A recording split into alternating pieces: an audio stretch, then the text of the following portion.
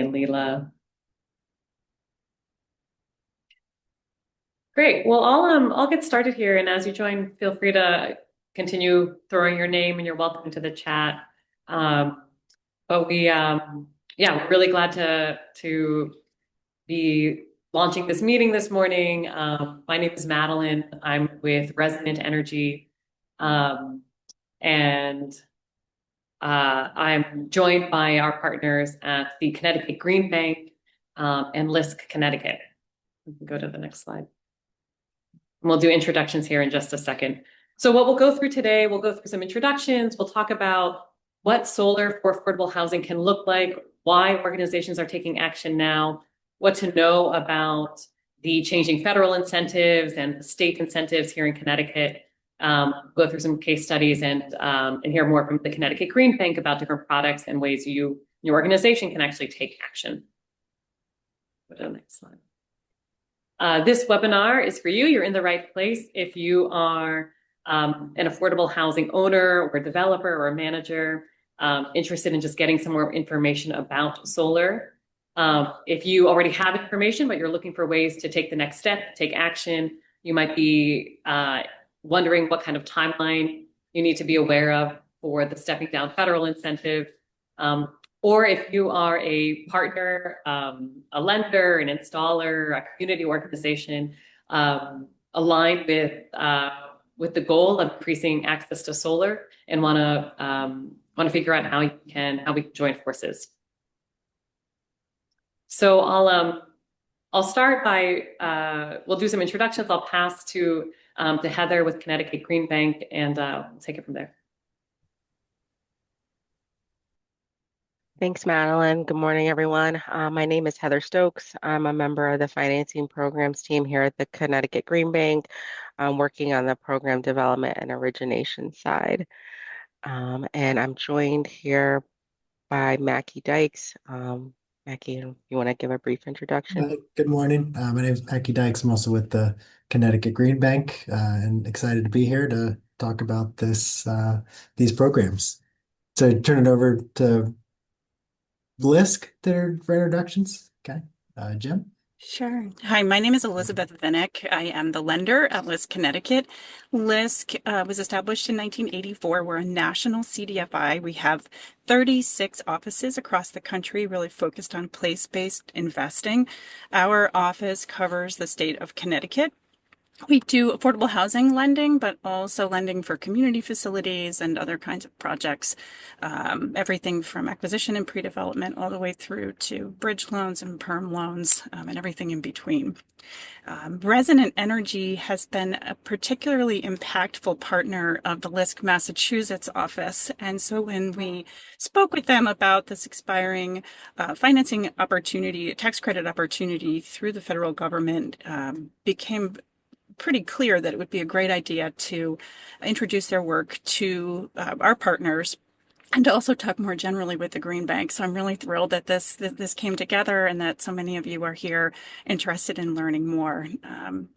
My understanding is that over almost 14,000 units have been financed with state funding since 2019, and 8,000 of them were rehab units. And so there's a lot of work that can be done to help bring solar panels and other sustainable initiatives to those properties and even the properties that are still in need of rehab and financing moving forward. So I'm looking forward to hearing this presentation. Thank you so much for being here.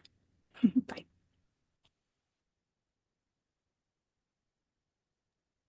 Great.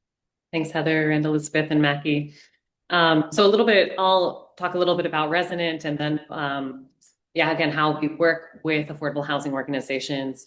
My name, again, is Madeline Barr. I'm the Chief Growth and Impact Officer and a co-founder here at Resonant Energy. Personally, my background is in clean energy development, community-based programming, primarily in Massachusetts for the past 15 years or so. And what brings me to this work, what compels me, is that I think solar can be a really effective tool for wealth building and economic justice when we are creative with the technology, with different financial incentives, and how we collaborate and work with communities and partners. Resonant Energy, we're based here in Boston. We are 100% employee owned and a B Corp. Here's some examples of some of the work that we've done to date. We have installed nearly 15 megawatts of solar, which is nearly 400 individual sites and individual nonprofit organizations. And that represents over $50 million invested in solar across largely Massachusetts and parts of Connecticut and New York as well. So you can see a variety of different projects we've done and what you might expect to start thinking about the buildings that you're familiar with. Up in this left-hand corner, Trinity Financial Orient Heights in East Boston. A combination of, you can see the flat roofs in the foreground and slope roofs right behind it.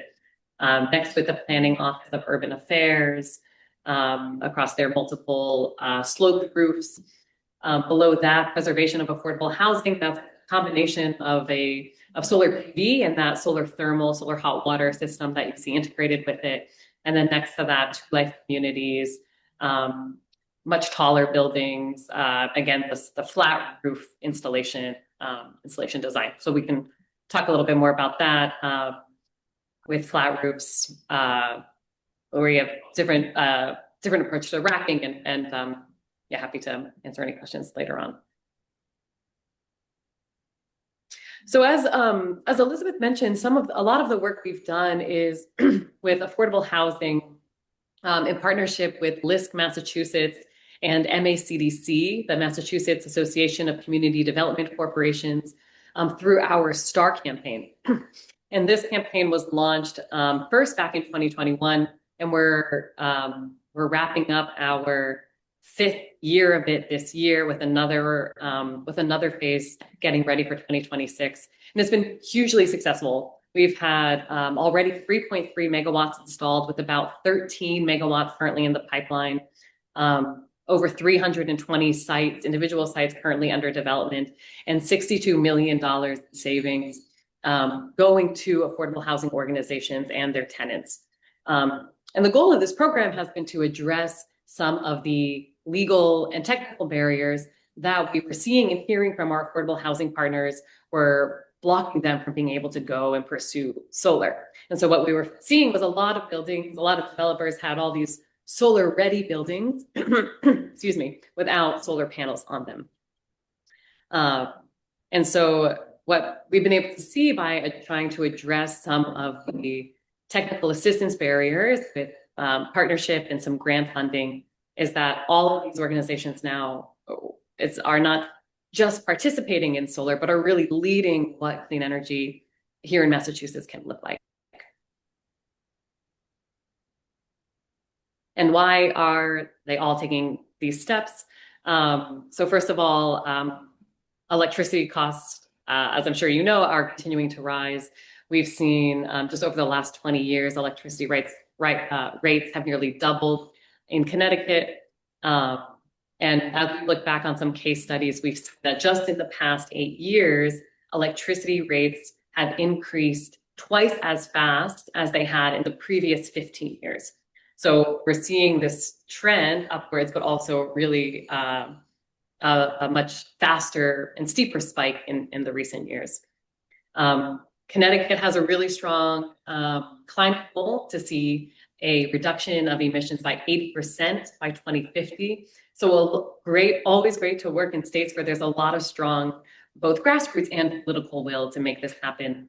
And of course, as we think about working in underrepresented communities and building housing for resource limited neighborhoods, the improvements to indoor and outdoor air quality are also significant by converting to clean energy. And this next graph can just, what this demonstrates here, the top 2 lines, the yellow and the sort of darker orange brown line below that are how electricity rates just in Connecticut have changed since 2001 compared to the United States overall. So not only are electricity rates increasing, but we are also seeing that Connecticut and Massachusetts as well has some of the most expensive electricity in the country. And this is coupled with also some of the strongest solar incentives in the country. What I'll start with are the federal incentives. So, and I'll preface this by saying I wouldn't be sharing this if it was all a moot point. There is still a lot of strong federal incentives, and there is still time to take action, though we do have to do it quickly. And I'll get to that in just a second. So under the Biden administration, we saw the Inflation Reduction Act passed in 2022, and this was the largest investment in clean energy that we've seen at the federal level, $309 billion in climate investment. And what was really remarkable about this too was that there was a huge focus and a number of carve-outs and add-on incentives for low-income communities and affordable housing. And it increased the base tax credit. So there was a 30% federal tax credit. Go to the next slide. With potential add-ons for where the project was located, who it was serving, and where the equipment, that's domestic content, where the equipment was being sourced from. Since the passing of the tax bill earlier this year, what that's done to the Inflation Reduction Act is it has this tax credit set to sunset, to fully go away by the end of 2027, which includes all of the adders. So all of the adders still are available, but will go away with the end of the tax credit. And we have until July of 2026 to lock that in for projects. And then you see just below that for this in the state of Connecticut, there are still really strong incentives that I'll talk more about in a minute, and you'll hear about the Connecticut Green Bank. But we are glad to see continuing already a strong program and continued improvements to the Connecticut State Solar Incentive Program, the NRES and the RRES program, even as federal incentives slow down. So just thinking about timeline, there is a timeline we're looking at coming up at the end of this year, but what we're building in but it's not so relevant to this conversation. And the main thing that we are really working with our partners to hit is this July 4th safe harbor deadline. And so what that means for you is that if you are thinking about going solar now, we'd have to move pretty quickly, but if we can work with you to sign a contract and make a down payment towards the solar array. And if you do a no-cost lease arrangement, there's some other ways to go about it, but you would have to make about a 5 to 10% down payment to show that the project is a real project before the safe harbor deadline of July 4th. And then you have a few years to build it. So also if you are working on a new construction building, if that building itself is not yet built, once we lock in this tax credit, we have, I believe it's 4 years to actually build the project. And if we miss this safe harbor deadline, then we'd be shooting for the December 2027 complete installation deadline. So really this July 4th of next year is the one that that our team is mobilized and scrambling with all of our clients to try and hit. And so just quickly, I'll just touch on the Connecticut program because it will fit into some of my next slides, but you'll hear much more about that from Heather with the Connecticut Green Bank. But Connecticut has a very strong program called the Residential Renewable Energy Solutions Program, RRES, and this is the residential and multifamily solar program. It's a statewide feed-in tariff, and what that means is that there is a set total incentive that you are eligible for on a per kilowatt hour basis. And within this program, there are additional incentives based on where you're located and based on who that project is serving, if it's serving low income residents. So part of our process when, if we do want to look at your sites, we'll look at all of these different layers of incentives, your potential electricity savings, how the state incentive factors in, how your federal incentive factors in, and really paint a picture for you of what the savings can look like, assuming that we move forward with you quickly to hit this July 4th deadline. A little bit more about our process.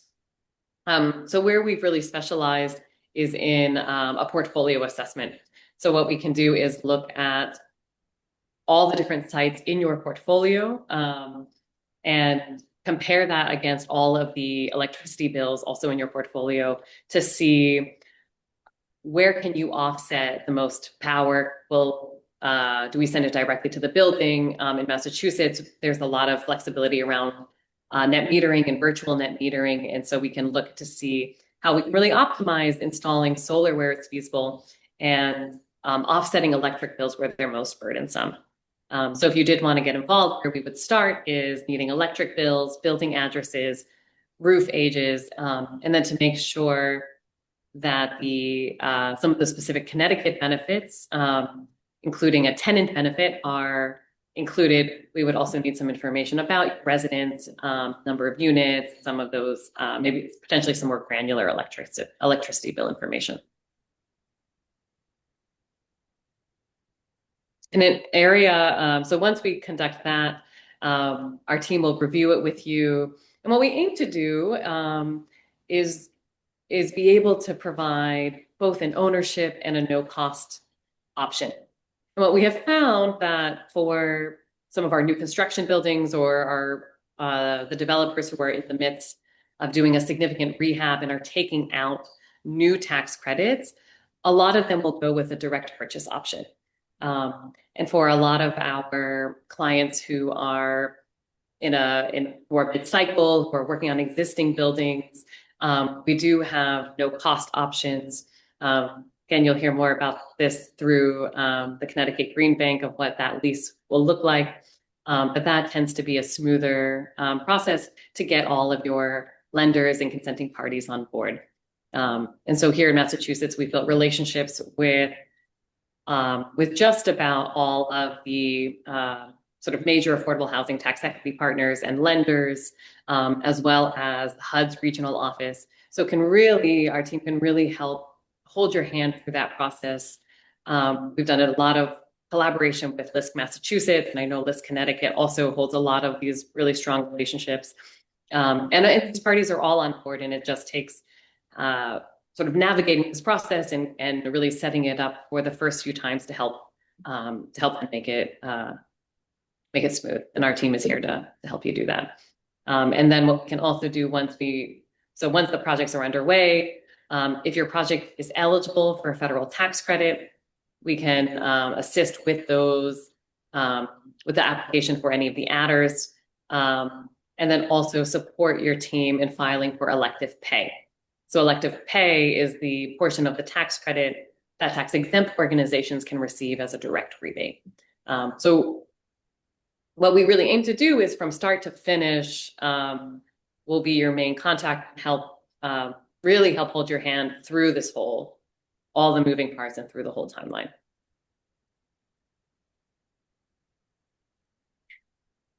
For new construction buildings, if any of you on this call have projects in the works, what we recommend and what we like to do is to really get involved early so that we can help right from the get-go, provide estimates that you can include in the building's operating cost, and look as it compares to your perm loan DSCR.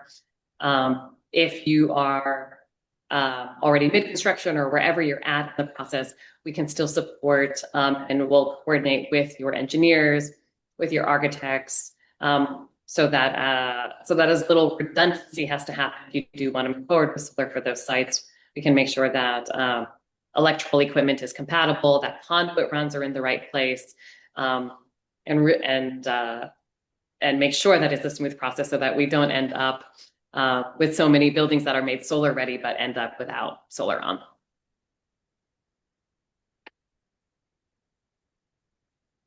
And I'll go now just briefly through a case study. So one of the projects, so just to give you a sense also of what the numbers can look like, we are exploring solar right now with the Caleb Group in Connecticut. They also have a number of sites here in Massachusetts.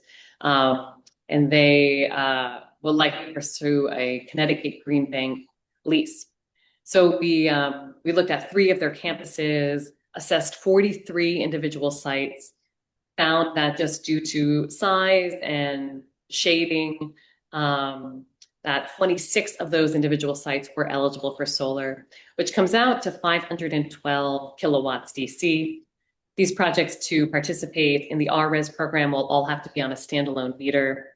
And with the Connecticut Green Bank's lease product, they're paying nothing upfront in the combined lifetime benefits. So that is electricity savings to the building owner, as well as the 20% that goes to the tenant benefit is nearly $1.2 million.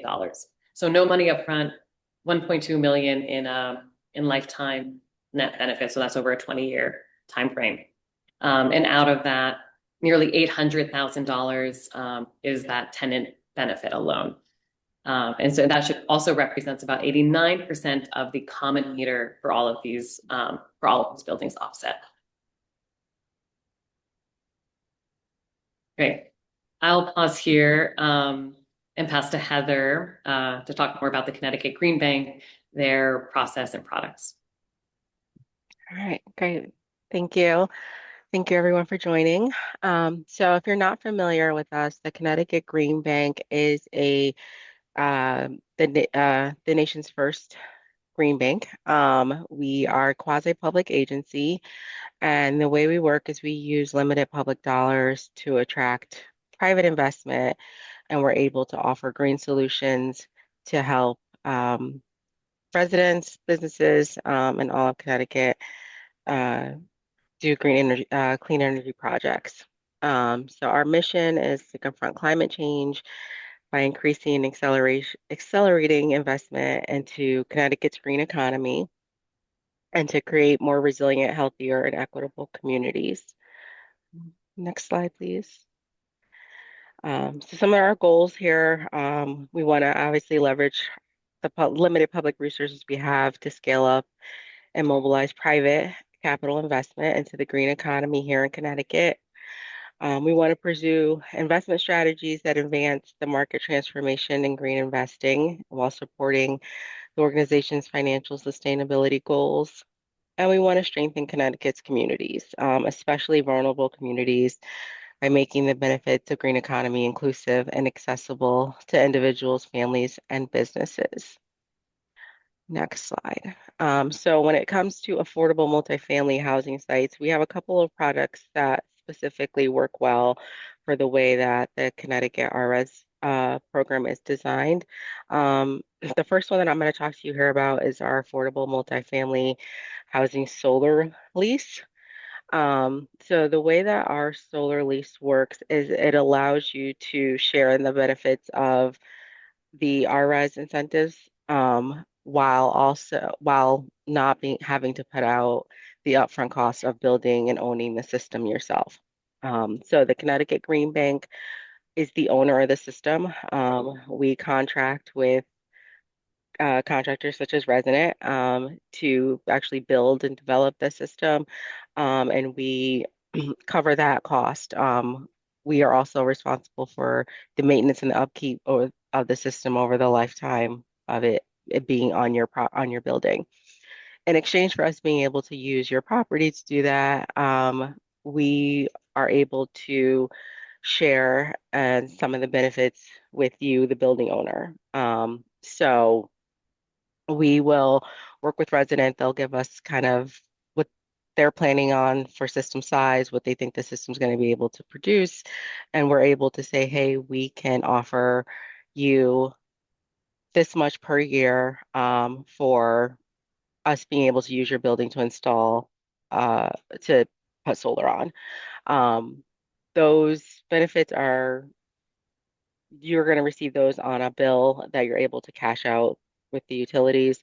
And then we also separate out that tenant portion that Madeline talked about, that 20% or 25% for master metered properties, which I'll go into a little bit more in a second. We're able to separate that out so you see what that benefit is going to be. And the tenants receive those credits directly on their bill. So that's not something that you or us at the Green Bank would have to manage. That'll go directly to the tenants' bills. So as I stated, the Green Bank owns the system. We maintain it. We bear the risk. We simply are compensating you for us being able to use your property to install that system on. Um, just to, I know we mentioned the 20%, and those are for properties where the tenants pay their own utility bills. For properties where it's master metered or you as the property owner um, are paying the bills for the tenants. The RS program requires that you use 25% of the net present value of that tariff to do some kind of upfront improvement to the property. And there's a whole list of them that that you can choose from, but they include things such as EV charging, additional energy efficiency measures. Um, there's a list of things that I'm sure Resonant will share with you, or we can share with you as you enter the process. But we're also able to, through the Green Bank, potentially um, get front you that money up front to make those improvements. So in addition to getting solar on the building, um, getting some revenue generation for you, the building owner, benefits for your tenants, you can also potentially make some other improvements on master meter properties to the property itself. Um, so that's the solar roof lease. Hopefully I didn't miss anything. If I did, Mackie, feel free to jump in. But we also have another loan product if you potentially are interested in owning the system instead of leasing it. Yeah. This is Mackie Dykes again. I'll jump in and cover this product. So, as Heather just went through, we have the lease, which is a structure where the Green Bank owns the solar system. We work with Resonant on all the tax credits that Madeline went through.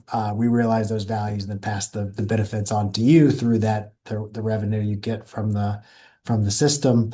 Um, However, in some cases, it can be more attractive to own the system yourself rather than use that lease structure. Generally, the economics will be better if you own the system yourself rather than have us or another third party own it. But the flip side of that is the risk falls onto you as opposed to the lease structure that Heather went through, where that risk is on us as the owner because we're fronting the money under the lease, and if the system doesn't produce as expected, it's us that's losing out on the investment. On the loan side, that risk is shifted to you, but again, the underlying numbers, should everything go as we all hope, tend to be a little better. So in this case, you own the system. You would work directly with Resonant to contract with them to install it, and we can loan you typically 100% uh, of the cost of the project to so you don't have to come out of pocket. So there typically is not a capital requirement from you. And then we structure the loan and size it so that the payments for the feed-in tariff that Madeline mentioned are designed to cover all of the loan payments. So you assign that revenue to us, so the utility is buying the power from your solar system.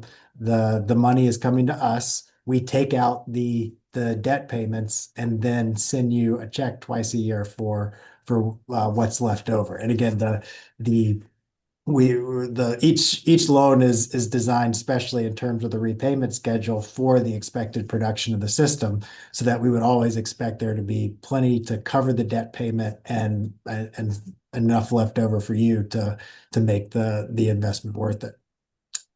So again, it's a great product if you prefer to own, and then you're taking the tax credit yourself. And again, it's fairly light touch from a security standpoint. We're very cognizant of the financing that's in place on a lot of these properties. So we designed this to work as smoothly as possible with those other lenders. We have other more secure options with slightly lower rates, but typically those don't work for affordable housing. So this product was designed with that in mind.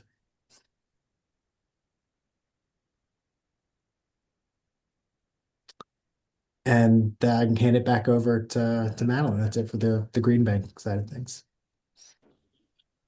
Sure. Yeah, thanks, Heather. Thanks, Mackie.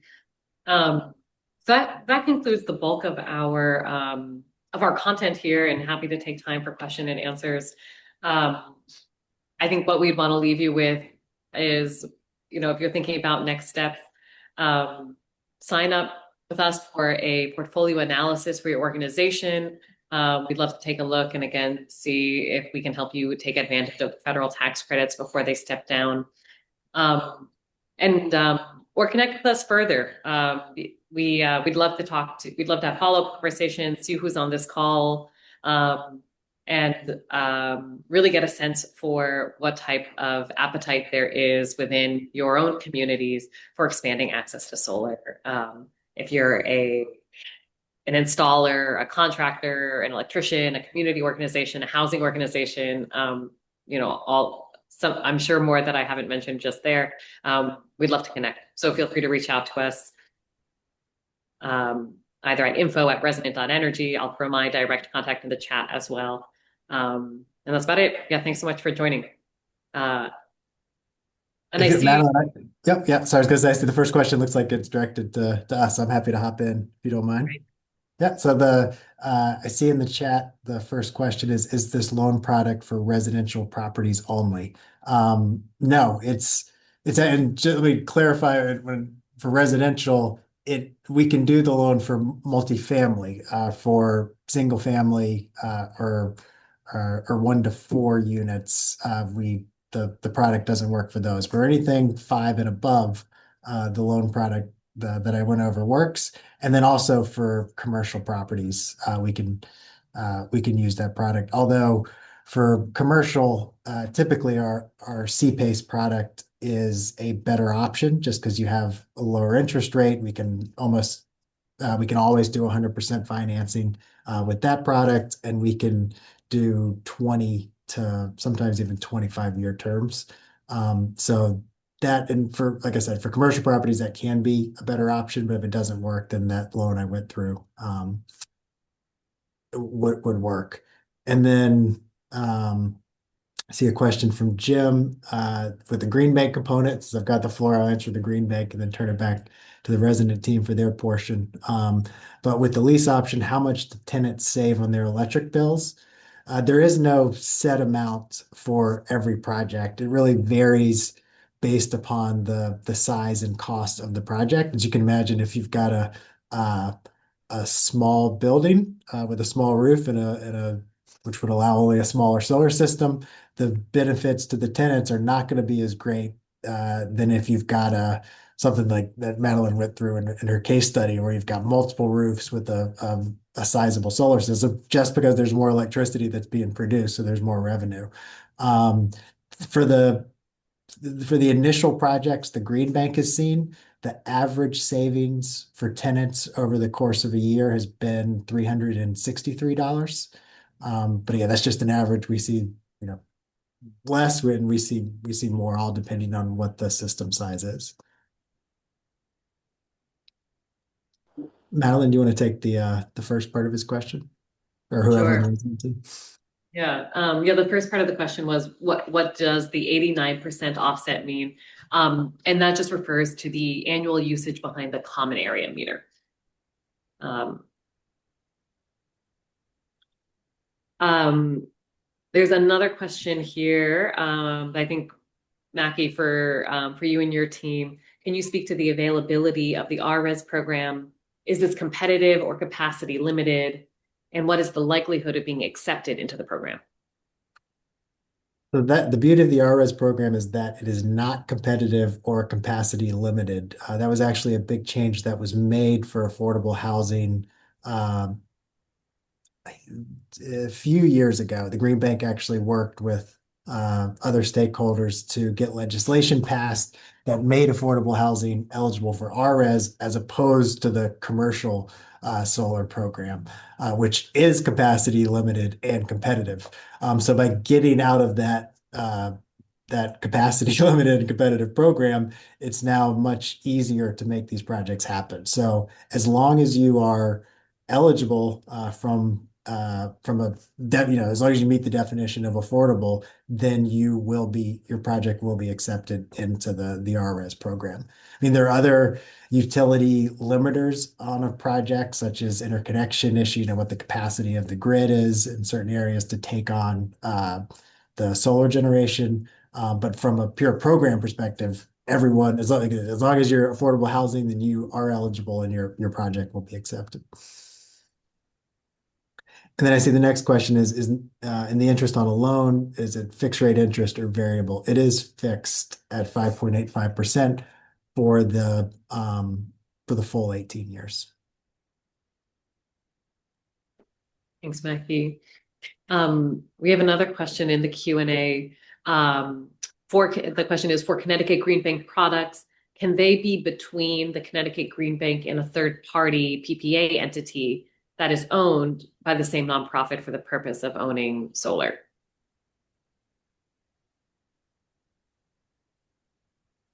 I'm not sure I follow that.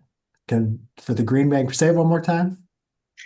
Yeah, and Echo, feel free I don't know if you if you're able to go off mute, but to clarify your question. But the question is, for the Connecticut Green Bank products, can they be between the Connecticut Green Bank and a third-party entity that is owned by the same nonprofit for the purpose of owning solar?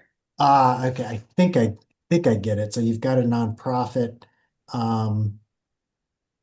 that is owning the solar and entering into a PPA with the housing property. So assuming I have that right,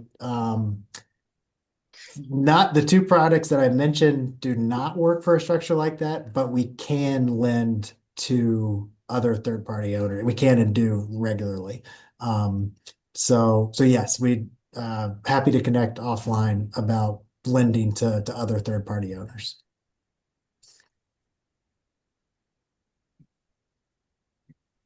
And then we have another question here. Our nonprofit agency owns 15 properties and our nonprofit pays all the utilities. Would we qualify for this program? Yeah, I would say definitely. I see you've left your contact information here, so we will be happy to follow up, take a look at all those properties, take a look at your electric bills. And then I think what would be further discussion would be between the loan and the lease, for what makes most sense for your organization. Yeah, and just to add on, I mean, Heather made this point, but it is a very attractive feature of the RRES program. So since you pay all the utilities, there still is a requirement that the tenants benefit from the solar project. So as Heather said, the way they benefit is from their port. There's that portion of the overall revenue that has to go to the tenants. They don't pay electric bills that they can be applied to here in this case. So instead, their portion is used to fund an improvement to the property. So, and the Green Bank through our products can fund that improvement. So in addition to you getting the 20 years of solar revenue, we can also write you a check. I mean, since you're looking at essentially taking the tenant's 20 years of solar revenue and bringing it forward now to fund an improvement, depending on the size of the solar system, you're looking at, I mean, the smallest we've seen have been in the six figures, and we're doing for a project in Connecticut, a property in Connecticut, they're getting over $1 million to install new windows in the property. So it can be a very attractive and substantial amount of funding that you can get immediately for upgrades to the property. And then that's all repaid through the tenant portion of the solar system. So, under the lease, you're assigning that to us, and the utilities are paying us to pay us back for that funding that we provided you.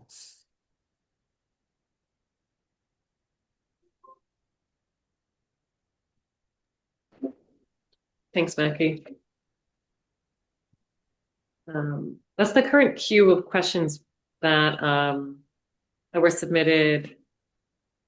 I'll wait a couple of minutes if others, if anything else surfaces for anyone else. We're happy to take a little more time.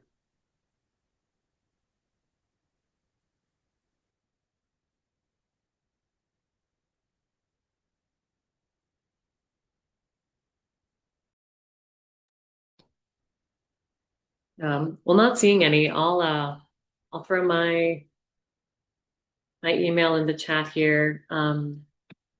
If anything comes up for Resonant, for the Green Bank, for LISC, please contact us. We'd love to continue this conversation, and see what kind of impact we can make.